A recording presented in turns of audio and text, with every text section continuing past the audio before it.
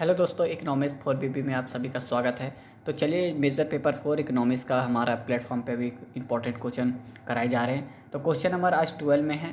तो question number 12 एक बहुत ही महत्वपूर्ण क्वेश्चन है। इसको आप सभी को सही से पढ़ना है और इस क्वेश्चन को सही से समझना है, इसलिए क्योंकि ये पूरी अगर हम इन्वायरमेंटल इकोनॉमिक्स के सब्जेक्ट पे आते हैं, सिलेबस पे आते हैं, तो ये हमारा पूरी तरह से एक क्वेश्चन नंबर जो 12 है ये हमें एक इम्पॉर्टेंट क्वेश्चन दिखाते हैं। VVI हमने पहली बार इसको VVI क्वेश्चन कराएं, इसलिए करवाएंगे वेरी इंपॉर्टेंट क्वेश्चन इसलिए है क्योंकि ये पूरी सिलेबस के अनुसार इस क्वेश्चन को अगर हम देखें तो ये एग्ज़ाम में पूछने लायक प्रश्न बन रहा है, इसीलिए और इसकी आंसर भी हमें थोड़ी लंबी जाएगी क्योंकि इसको पूरी तरीके से समझना है। और अगर समझने के साथ हमें समझना है कि किस हिसाब से इसे लिखें और कितने सटीक में लिखें कि हमें आंसर में अच्छे नंबर मिल सकते हैं। तो चलिए इस क्वेश्चन को पूरी तरह से समझेंगे और आप सभी के बीच में इस प्रश्न को एक बारीकी से समझते हुए हम आगे बढ़ेंगे।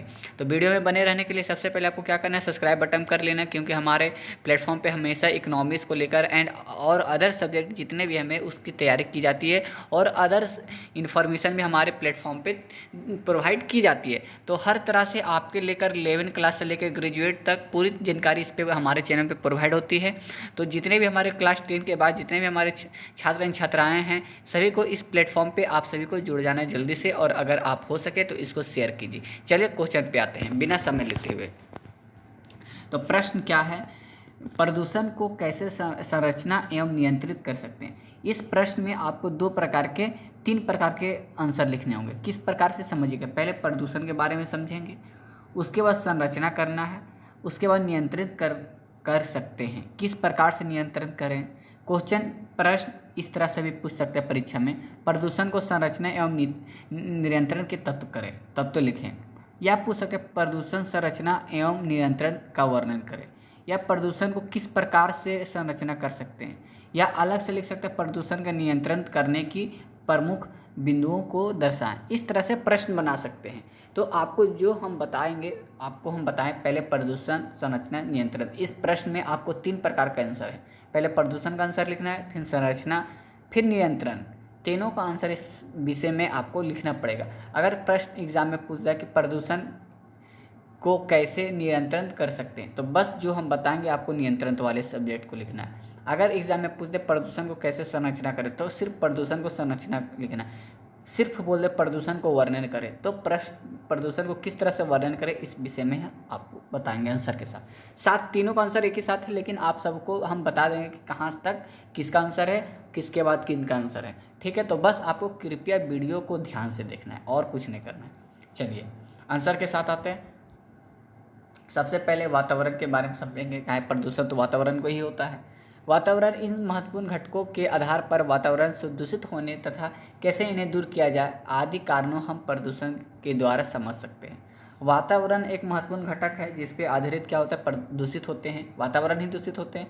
तो उसको किस प्रकार से समझेंगे, वातावरण दूषित तो नहीं बोल सकते, तो उसको प्रदूषण के एक मूल शब्द से हम तत्व को पूरी तरह से परिभाषित करते हैं। तो उसी को चलिए समझते हैं। तो वायु प्रदूषण से पहले समझेंगे। पहले क्या करेंगे, पहले प्रदूषण समझने से पहले हम क्या बोले, पहले प्रदूषण आपको डिफाइन करना है। प्रदूषण होते क्या है, प्रदूषण कितने प्रकार के हैं, हमने यहाँ तक प्रदूषण का समझ सकते हैं। अब प्रदूषण के भाग लिख सकते हैं। प्रदूषण का रूप आप यहाँ लिख सकते हैं, प्रदूषण के रूप या भाग का वर्णन करें।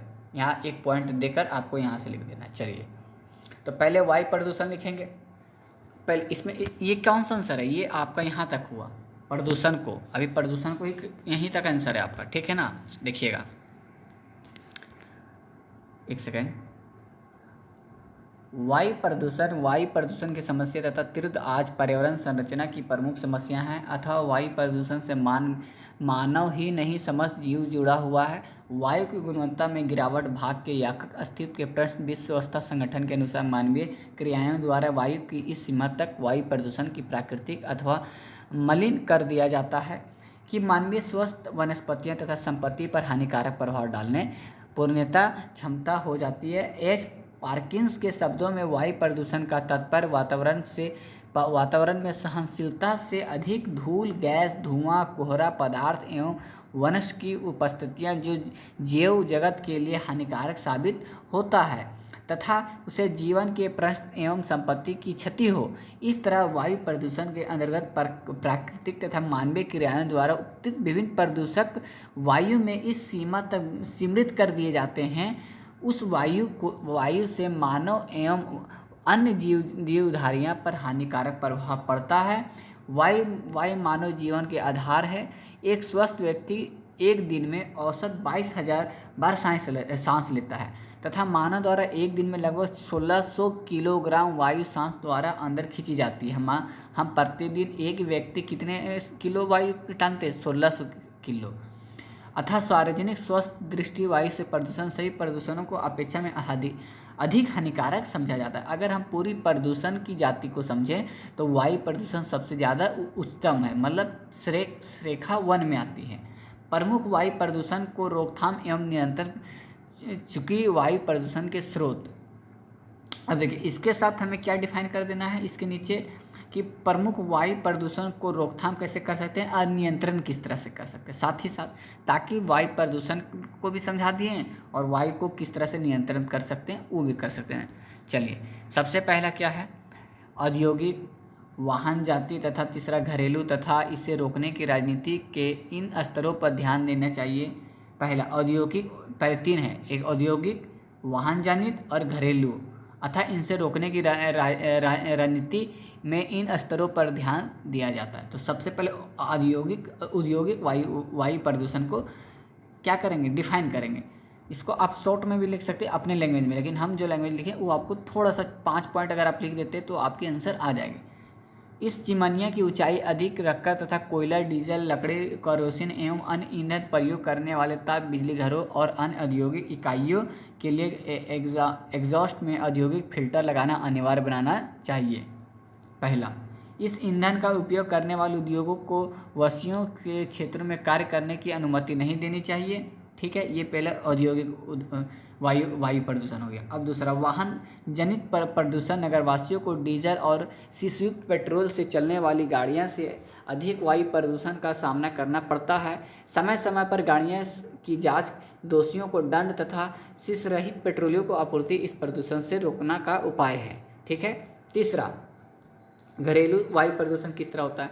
घरेलू वायु प्रदूषण के प्रमुख स्रोत हवा में विद्यमान सिगरेट तथा धुआं, खनन बनाने के लिए प्रयोग के आने वाली लकड़ी तथा कोयले का धुआं, स्टोव, केरोसिन, पेट्रोल तथा डीजल से चलने वाले जनरेटर सेट आदि घरेलू प्रदूषण की रोकथाम के लिए आवश्यक है।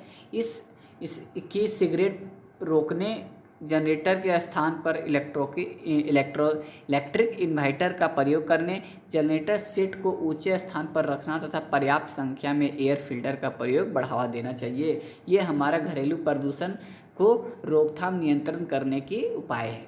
ठीक है। अब चलिए, पहला हमने समझ लिया वायु प्रदूषण। अब जल प्रदूषण, ये पॉइंट 2 आप कीजिएगा। ठीक है ना, पॉइंट 2 में कीजिएगा जल प्रदूषण। जल प्रदूषण क्या होता है? जल प्रदूषण होगा तो भी वायु प्रदूषण अधिक प्रदूषित होते हैं। प्रदूषित पूरी जाति को प्रभावित करना है कि प्रदूषण में कौन कौन से विभाग आते हैं। तो पहला वायु प्रदूषण आया, दूसरा जल प्रदूषण आया, आगे और भी आएंगे, बताएंगे। जल में किसी ऐसे बाहरी पदार्थ की उपस्थिति जो जल के स्वाभाविक गुण को इस प्रकार से प्रेरित कर देते हैं कि जल की व्यवस्था के लिए नुकसानदेह किए जाए या उसकी उपयोगिता कम हो जाए, जल प्रदूषण कहलाता है। अब जल प्रदूषण को किस तरह से आप रोकथाम कर सकते हैं, नियंत्रण कर सकते हैं, उनके बारे में यहाँ से आपको पॉइंट दे देना है और आपको लिख देना है जल प्रदूषण रोकथाम या नियंत्रण करने की उपाय, यहाँ पे आपको लिखना है। ठीक है ना। उसके बाद इसके नीचे लिखिएगा, यहाँ से लिखिएगा पॉइंट देकर। जल प्रदूषण नियंत्रण तथा नियंत्रण अधिनियम 1974 को बार 2 अंगा के अनुसार जल प्रदूषण का अर्थ है जल का इस प्रकार संरक्षण, जल के भौतिक, रासायनिक एवं जैविक गुणों को इस प्रकार से परिवर्तन या किसी औद्योगिक बाह्य स्रोत का या किसी तरल वायु का ठोस वस्तु का जल में विसर्जन से उपस्थित से हो रहा या होने का संभावना हो वस्तु को पदार्थ जल शुद्धता को गुण को नष्ट करते हैं। ये जल प्रदूषण के निवारण है। ठीक है ना। अब क्या कहते हैं? प्रदूषण कहलाते हैं जल प्रदूषण को रोकने का उपाय। सॉरी, यहाँ आप पॉइंट नहीं दीजिएगा, ये उसी में आएगा, यहाँ से आप पॉइंट दीजिएगा, एक पॉइंट करके ये रोकथाम के या नियंत्रण, यहाँ आप लिख देते जल प्रदूषण नियंत्रण के उपाय। ठीक है, ये भी आप लिख सकते हैं। चलिए आगे आते हैं।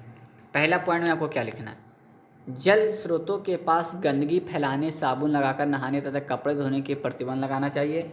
दूसरा, पशुओं के जल में नहलाने से रेगुनाओं को जल में फैलने का संभावना कर रहती है, इसलिए पशुओं को नदियों, तालाबों आदि में नहाना प्रतिबंध लगाना चाहिए। पहला दूसरा पॉइंट। तीसरा पॉइंट में आपको लिखना है, सभी प्रकार के अपशिष्ट तथा अपशिष्ट युक्त बाह्य स्रोतों के नदियों, तालाबों तथा अन्य जल स्रोतों में बहने के प्रतिबंध लगाना चाहिए। कारखानों के लिए यह अनिवार्य कर दिया जाना चाहिए कि जल स्तरों में बहने की प्रतिबंध लगाना चाहिए। कारखानों के लिए यह अनिवार्य कर देना चाहिए कि वो औद्योगिक बाह्य स्रोत अपशिष्ट को बिना समुचित उपाय किए बिना जल स्रोतों में ना बहाए। नए कारखाने के लिए लाइसेंस देने से पूर्व निश्चित कर लिया जाए कि जिस कारखाने को लाइसेंस दिया जा रहा है उसमें बाह्य स्रोत समुचित उपचार के लिए संयंत्र लगाए हैं या नहीं। यदि समुचित उपचार के लिए संयंत्र नहीं लगाए होते हैं तो उन्हें लाइसेंस देने की अनुमति ना मिले। ठीक है। चौथा पॉइंट में आपको लिख देना है, नदियों में साव, अंधजले सावों को रख तथा धनजली लकड़ी को बहाने पर प्रतिबंध लगाना चाहिए। जन तथा नदी घटकों के विद्युत सौदागृहों के निर्माण कर उसको उपयोग का प्रोत्साहित किया जाए। पांचवा पॉइंट में लिखना, उर्वरक तथा कीटनाशक उपाय आवश्यकता अनुसार से किया जाए। डीडीटी तथा इस प्रकार के स्थायी प्राकृतिक कीटनाशक का उपयोग पर प्रतिबंध लगाना चाहिए। छठा पॉइंट आप लिख सकते हैं, छोटा छोटा है, प्रदूषित जल को प्राकृतिक जल स्रोत के गिराने के पूर्व उसमें कौशल की कुछ जातियां एवं जलकुंभी के पौधों को उगाकर प्रदूषित जल को शुद्ध कर दिया जा सकता है। ऐसे मछलियाँ जहाँ जलाशयों को छोड़ना चाहिए जो मच्छरों को अंडे, लावर, जलियाँ, खपर के लक्षण क्षरण करती हो। आठवां में लिख जाता है, कछुओं को नदियों एवं जलाशयों में छोड़ देना चाहिए ताकि उसके अतिरिक्त प्रदूषण रोकने के लिए रेडियो, टेलीविज़न आदि संचार चलानी चाहिए। ठीक है। मृदा, अब ये यहाँ तक क्या हो गया हमारा, जल प्रदूषण, वायु प्रदूषण हो गया, जल प्रदूषण हो गया। अब यहाँ लिखिएगा तीसरा पॉइंट और लिखिएगा मृदा प्रदूषण। ठीक है ना, सॉइल पोल्यूशन। चलिए तीसरा पॉइंट लिखकर आपको क्या करना है, यहाँ पे हेडलाइन हमने नहीं दिया, इसको देना चाहिए था इससे। मृदा प्रदूषण का महत्वपूर्ण घटक अस्थित जीव जंतु प्रत्यक्ष रूप से मृदा पर निर्भर है। हाई तथा सेनर का यह कथन सत्य है कि पृथ्वी तल पर यदि मृदा नहीं होती तो जीवन कदापि संभव नहीं। अगर मिट्टी नहीं होगी तो जीवन असंभव है। मृदा जीवमंडल का आधार है। मृदा गुणवत्ता जिसमें उपस्थित पोषक तत्व, जीवाश्म, नमी तथा तापमान नियंत्रित होती है। विविध कारणों से मृदा की गुणवत्ता नष्ट होने लगती है तो उसे मृदा प्रदूषण करते हैं। मृदा प्रदूषण को भूमि प्रदूषण अथवा भू प्रदूषण भी कहते हैं। अब इसको परिभाषा थोड़ा कर लेते हैं, क्योंकि मृदा प्रदूषण तो इसको थोड़ा और अच्छे से समझ सकते हैं, अपने लैंग्वेज में भी लिख सकते हैं हम। मृदा के भौतिक, रासायनिक एवं जैविक गुणों में प्राकृतिक एवं मानवीय कारणों से होने वाले ऐसे अवांछनीय परिवर्तन जिससे मृदा प्राकृतिक गुणवत्ता उपयुक्त नष्ट हो तथा उसका प्रभाव वनस्पति और प्राणियों पर पड़े, मृदा प्रदूषण कहते हैं। अन्य शब्दों में प्राकृतिक रूप से पाई जाने वाली मृदा भौतिक, रासायनिक एवं जैविक संरचना होने वाले अक्षीण परिवर्तन में मृदा प्रदूषण है। चलिए आगे देखते हैं। अब देखते हैं मृदा प्रदूषण नियंत्रण के उपाय। मृदा प्रदूषण व्यापक दृष्टि परिणामों से देखते हुए प्रभावी नियंत्रण आवश्यक, इसे नियंत्रण करने के प्रमुख उपाय। अब यहाँ से आपको यहाँ लिख देना है, आप ये भी लिख सकते हैं मृदा प्रदूषण के नियंत्रण उपाय, और इसके बाद पॉइंट करके आपको आंसर लिखते जाना है। ठीक है। पहला मृदा संरचना, पहला मृदा संरचना करेंगे। मृदा को नष्ट होने से बचाने के लिए मृदा नियंत्रण भी कर सकते हैं। मृदा को नष्ट होने से पहले संरचना करना, उसके बाद नियंत्रण। मृदा को नष्ट होने से बचने के लिए उसका संरचना आवश्यक है, उसको बचाव जरूरी है। मृदा उत्पादन पर प्रभावी नियंत्रण के लिए संरचना के विविध उपाय किए जाने चाहिए, जैसे वनों की कटाई नियंत्रण, पशुचरण पर रोक, मिश्रित कृषि, बाढ़ नियंत्रण, झूम कृषि पर रोक, फसल चक्रीय समोच्च रेखा के अनुरूप जुताई, खेतों की मेड़बंदी आदि। दूसरा पॉइंट में आपको लिखना अपशिष्ट का नियंत्रण, विविध स्रोतों से वाले ठोस अपशिष्ट पदार्थों को निम्नलिखित उपाय हैं। ये हमने संरचना लिख दी है। अब उपाय क्या है नियंत्रण करने का। पहला पॉइंट आपको लिख देना है, कूड़ा करकट का उपयोग विद्युत उत्पादन, वो तो संरचना हुई थी, ये नियंत्रण है, विद्युत उत्पादन हेतु किए जाना चाहिए। अनेक विकसित देशों में महानगरीय कूड़ा करकट के धातु रहित अपशिष्ट पदार्थ के विशेष प्रक्रिया से गुजर कर विद्युत उत्पन्न की जाती है। दूसरा में लिखना कूड़ा करकट में विविध जैविक पदार्थ एवं कार्बन अपशिष्ट पर्याप्त मात्रा में होते हैं। इन्हें गड्ढों में दबाकर सड़ाकर कंपोस्ट उर्वरक का निर्माण करना चाहिए। उदाहरणार्थ में अहमदाबाद में लगे जैविक खाद संयंत्र में महानगरीय कूड़ा कार की प्रतिदिन 150 टन जैव खाद तैयार होती है। समझ रहे हैं, इंडिया में। तीसरा पॉइंट में आप लिख सकते हैं रिसाइकलिंग, वही पुनर्चक्रण की प्रक्रिया द्वारा कूड़े कचरे का उपयोग निपटना किया जाना चाहिए। इसमें रासायनिक प्रक्रिया द्वारा अपशिष्ट पदार्थों के रूप में प्रतीत करके उन्हें पुनः प्रयोग में लाया जाता है, जैसे कागज का कांच के टुकड़े, कपड़े के चीथड़े, लोहे के टुकड़े, प्लास्टिक आदि। चौथा पॉइंट में लिखना है डर्नी मतलब रेडरिंग मतलब की प्रक्रिया द्वारा कूड़ा करकट में सम्मिलित पशु अवशेष जैसे हड्डी, खाल आदि चर्बी तथा प्रोटीन युक्त पदार्थ प्राप्त किया जाता है। समझ रहे हैं। पांचवा पॉइंट में आपको लिखना है भीमीकरण की विधियां द्वारा भी कूड़ा कार का निपटाना किया जाता है। इसमें अपशिष्ट को जलाकर समाप्त किया जाता है। इस प्रक्रिया में अपशिष्ट की मात्रा 60 से 80% तक कम आ जाती है, किंतु इसमें वायु प्रदूषण को ध्यान रखना अनिवार्य है। ठीक है ना। छठा पॉइंट आप लिख सकते हैं कूड़ा काट का महासागरीय विसर्जन भी किया जाता है, किंतु इसमें जलीय जीवों को होने वाली हानि को देखते हुए भी दुधनशील या हानिकारक कचरे की डालना चाहिए। मतलब आपको देख लेना कि ये डालने लायक है या नहीं। सातवां पॉइंट आप लिख सकते हैं कूड़े कचरे का निर्वाचन मानव शिविर में दूर निम्न भूभागों में गति भरकर सम्मिलित नगर के किया जाना चाहिए। आठवां में लिख सकते हैं नगर निगम द्वारा प्रतिदिन एकत्रित होने वाले कूड़े कचरे का पुनः निपटाना करना चाहिए। चलिए अब तीसरा पॉइंट में उसी का है, ये अभी मृदा अपरदन का ही है। ठीक है, सॉइल पोल्यूशन का ही है। रासायनिक उर्वरक का कीटनाशक को नियंत्रण का उपाय। ठीक है, रासायनिक उर्वरक तथा कीटनाशक होने वाले भूमि प्रदूषण पर नियंत्रण करने के उपाय, ये सॉइल वाला सिर्फ अभी डिफाइन कर रहे हैं। कृषि कार्य में कीटनाशक का प्रयोग आवश्यकता अनुसार तथा सुरक्षित विधियों से किया जाना चाहिए। दूसरा पॉइंट में लिख सकते हैं कृषि वैज्ञानिक द्वारा किस्म के ऐसे बीजों को अधिक प्रयोग करना चाहिए जिनकी रोग प्रतिरोधक क्षमता अधिक हो, इससे कीटनाशक की आवश्यकता कम होगी। तीसरा में लिख सकते हैं रासायनिक उर्वरक नियंत्रण संतुलित का प्रयोग किया जाना चाहिए। चौथा में लिख सकते हैं रासायनिक उर्वरक के स्थान पर जैविक खाद का प्रयोग करना चाहिए। मृदा प्रदूषण को नियंत्रण हेतु मृदा का नियमित जाँच करनी चाहिए सॉइल को। चौथा पॉइंट में ये अभी सॉइल प्रदूषण ही चल रहा है। उद्योगों को चिमनियों से निकलने वाली राख का अन्य कारणों से प्रभाव नियंत्रण के लिए नियंत्रित उपकरण लगाया जाना चाहिए तथा विद्युत ग्रह से निकलने वाली राख को उपयोग ईंटों का निर्माण में करना चाहिए। पाँचवा पॉइंट, अब ये अलग पॉइंट है पाँचवा, उद्योग के बाह्य स्रोत को उचित करने के बाद ही भूमि पर प्रभावित करना चाहिए। छठा में लिख सकते हैं उद्योग में लगी हुई पुरानी मशीनों के स्थान पर कम प्रदूषण करने वाली नई मशीनों की स्थापना करनी चाहिए। ईंटा भट्टा उद्योग में उपजाऊ मृदा का प्रयोग पर रोक लगाना चाहिए और खनन क्षेत्रों में विशाल गतों को मालवे भरकर वृक्षारोपण का प्रयास करना चाहिए। इस प्रकार मार्बल सीलर का प्रयोग समतल में किया जाना चाहिए। 9वां पॉइंट, 10 पॉइंट आपको लिखना ज़्यादा नहीं। मृदा में दोषारोपण सिंचाई से पद्धति होने वाली मृदा प्रदूषण पर रोकने के लिए जल प्रतिबंधन वैज्ञानिक विधियों का प्रयोग किया जाना चाहिए। जल पलायन के नियंत्रण के लिए नहरों व नालियों का पक्का निर्माण करना चाहिए। आवश्यकता अनुसार सिंचाई, फसलों का उपयुक्त चयन, अतिरिक्त जल निकासी की व्यवस्था आदि।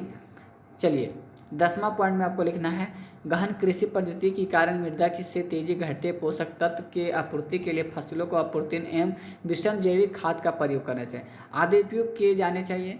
11वां में आप लिख सकते हैं, ये लंबा है थोड़ा लेकिन आपके अनुसार फिर छोड़ देना है। 10 पॉइंट आप लिखें तो उसके बाद छोड़ देना, लेकिन आपको 11-12 देख लेना है। अगर विशेष सिर्फ लिख दे मृदा अपरदन के रोकथाम एवं संरचना के बारे में तो ये अब 12 पॉइंट लिख सकते हैं। अगर एक ही में पूछा तो आप 5 पॉइंट, 10 पॉइंट हमने 12 पॉइंट पढ़ा रहे हैं, उसमें आपको 5 पॉइंट भी लिखते तो नंबर मिल जाएंगे। लेकिन अगर अकेला पूछे कि मृदा अपरदन या मृदा प्रदूषण को परिभाषित करे या वर्णन करे या विवेचना करे तो आपको इस 12 पॉइंट को दर्शा देना है। ठीक है, अब से इधर उधर फेंकने के बजाय गड्ढे में डालकर विस्फोट खाद बनाई जानी चाहिए। चलिए 12वां में रेडियोधर्मी पदार्थों से होने वाले प्रदूषण से बचने के लिए भूमिगत परमाणु परीक्षणों पर रोक लगानी चाहिए। अंतर्राष्ट्रीय स्तर पर सामूहिक प्रयास होना चाहिए। इस प्रकार रेडियोधर्मी, ये अलग हुआ, ठीक है, रेडियोधर्मी भूमि को गड्ढे पर में रोकनी लगानी चाहिए, क्योंकि बहुत सारे ऐसे विस्फोटक होते हैं जो ज़मीन में लगाकर क्या करते हैं, एक्सपेरिमेंट करते हैं, तो उस पर भी रोकथाम लगानी चाहिए। प्लास्टिक के स्थान पर वैकल्पिक सामग्री का प्रयोग करना चाहिए। उदाहरणार्थी के लिए अमेरिका में विनोल तथा अनाजों के स्टार्च से बने थैले का बर्तन इस्तेमाल किए जाते हैं जो प्रयोजन के बाद शीघ्र नष्ट हो जाते हैं। चौथा, भूमि प्रदूषण नियंत्रण संबंधित कानूनों को भी प्रभावी ढंग से लागू करना चाहिए। 15वां, बहुत लंबा है ये, भूमि संसाधन के महत्व, प्रदूषण के दुष्परिणाम तथा भूमि संरचना के उपाय के बारे में जन सामान्य को अधिकतम जानकारी प्रदान कर जागरूकता बढ़ानी चाहिए। 16 पॉइंट में आप लिख सकते हैं, भूमि जल प्रदूषण फैलाने वाले रासायनिक के विकल्प तथा पर्यावरण के लिए हानिकारक तकनीकी विकसित करने के लिए शोध प्रदूषण होना चाहिए। आंसर में आपको बहुत सारा आंसर हो सकता है। जल प्रदूषण भी पूछ सकते हैं अलग से क्वेश्चन, भूमि प्रदूषण पूछ सकते हैं, ठीक है ना, वायु प्रदूषण अलग से पूछ सकते हैं। तो सारा का आंसर इसी में आपको इस वीडियो के माध्यम से मिल जा रहा है, समझना आपको है, ठीक है। ध्वनि प्रदूषण भी पूछ सकते हैं अलग से कि ध्वनि प्रदूषण के बारे का वर्णन करें, विवेचना करें या नियंत्रण करने के उपाय बताएं। तो इस तरह से आप एक ही वीडियो में पूरी 5, 6, 10, 8, 10 क्वेश्चन आप समझ रहे हो। उसमें वायु लास्ट में बताएंगे, पहले इसको कंप्लीट करते हैं।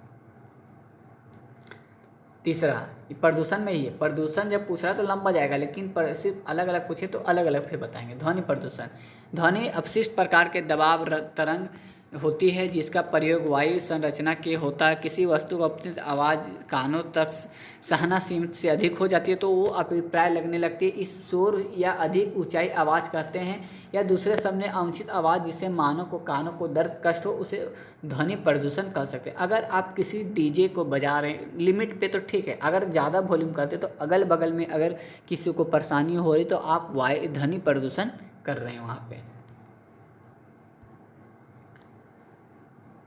डेटवेलर के अनुसार पर्यावरण इस सीमा तक फैला जाए जनसामान्य को छुई या चिड़चिड़ा लगने लगे तो उसे सिर प्रदूषण कहेंगे। मैक्सवेल के अनुसार शोर वह कोई भी ध्वनि हो जो अवक्षीण हो, मतलब सहने लायक ना हो, वह वायुमंडल प्रदूषण का एक साधारण प्रकार है। विल्सन के अनुसार कोई भी आवाज़ जो उसे ग्रहण करने वाले के लिए अवक्षित हो शोर कहलाती है। सामान्य के अनुसार निरार्थक अथवा अनुपयोगी ध्वनि को शोर प्रदूषण सिंपल से कहते हैं, ठीक है। अब क्या आगे कहता है, सारांश रूप से कह सकते हैं कि पर्यावरण में उत्पन्न होने वाली कोई भी अवक्षित आवाज़ जिसका जीव के स्वास्थ्य पर प्रतिकूल प्रभाव पड़ता है उसे शोर प्रदूषण या ध्वनि प्रदूषण कह सकते हैं। ध्वनि प्रदूषण का नियंत्रण किस प्रकार से कर सकते हैं, चलिए इसी में आंसर करना है। शोर का निश्चित निवारण के अत्यंत जटिल समस्या है क्योंकि इनके निवारण में हमें आधुनिक प्राकृतिक फलस्वरूप प्राप्त सुख सुविधाएं को त्याग या उनकी संख्या में कमी करनी पड़ती है। इसके साथ ही ध्यान रखना है कि नियंत्रण की प्रक्रिया औद्योगिक उपलब्धि प्रभावित ना हो। इस प्रकार शोर के अनुमूल नियंत्रण का संभव हो पर कुछ नियंत्रण आवश्यक किया जा सकता है। तकनीकी तथा सैद्धांतिक दृष्टि से शोर समस्या मूल 3 वस्तुओं से होती है।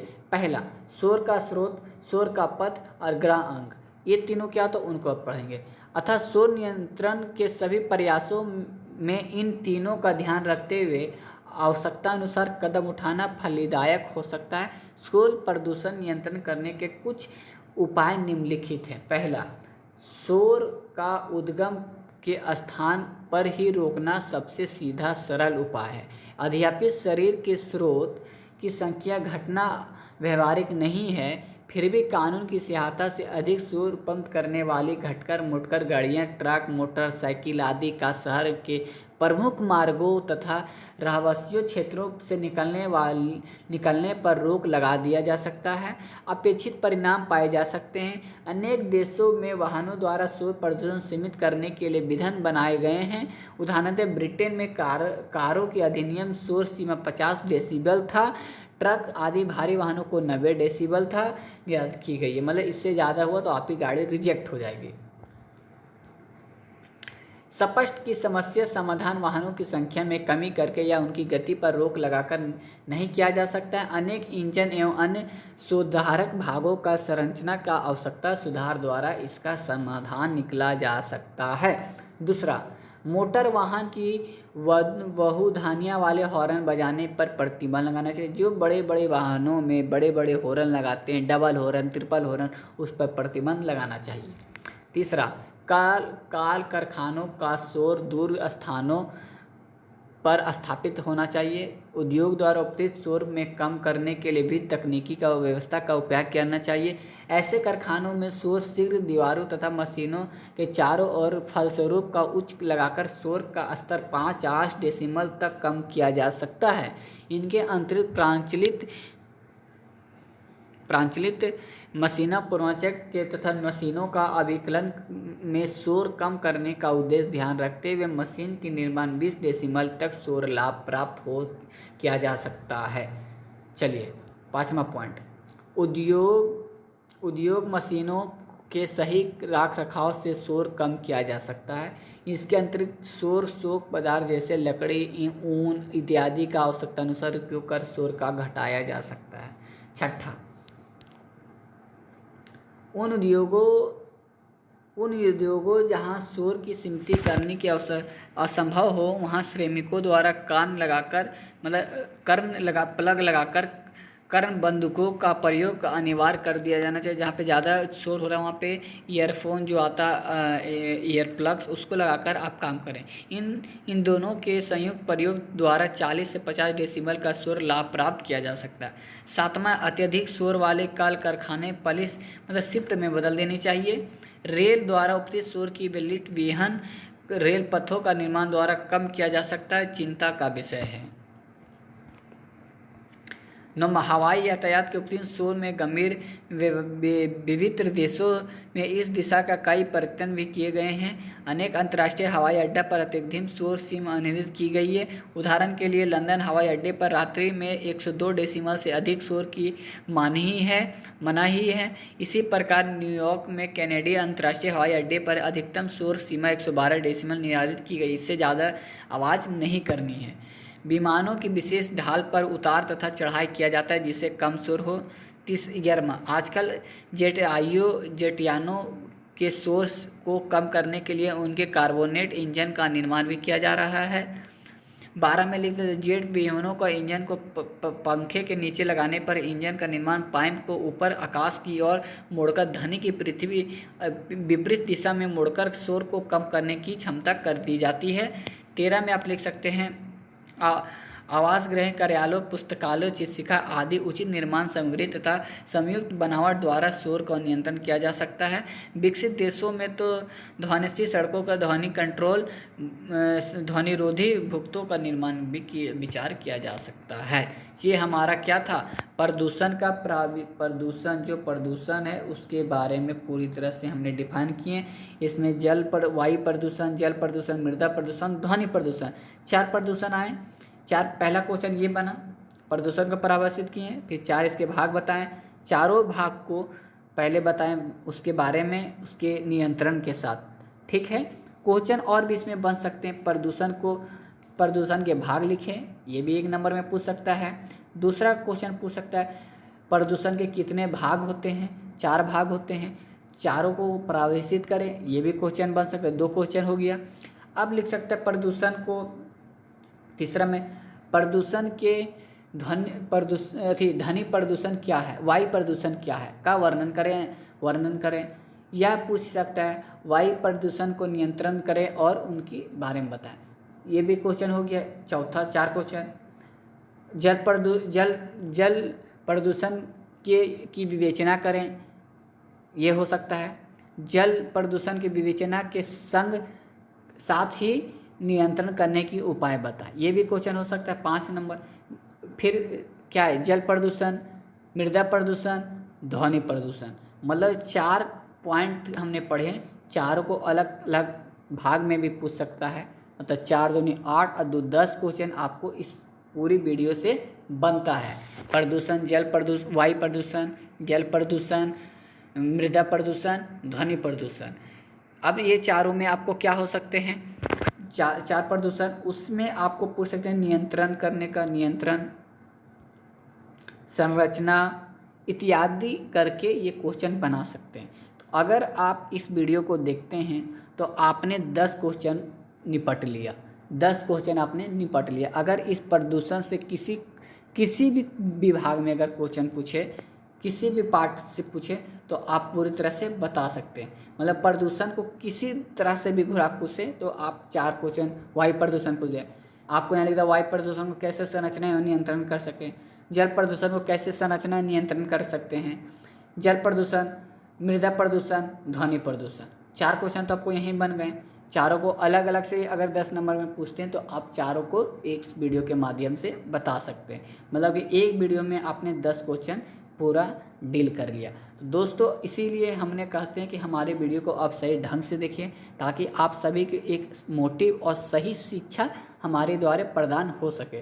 तो इतना ही था दोस्तों। अगर हमारे क्वेश्चन से अभी आपको लाभ होती है, हमारे वीडियो से लाभ होती है, तो दिल से कहते हैं हमें सब्सक्राइब कीजिए, लाइक कीजिए, कमेंट कीजिए और शेयर कीजिए। अगर किसी कारणवश हमें लगती है कि हमें ये क्वेश्चन में और डील करनी चाहिए तो हमें कमेंट करके पिनअप करें कि इस क्वेश्चन में कुछ और पॉइंटें छूट रही है, उसको भी दर्शाए तो हम उसे भी समझाएंगे आपको।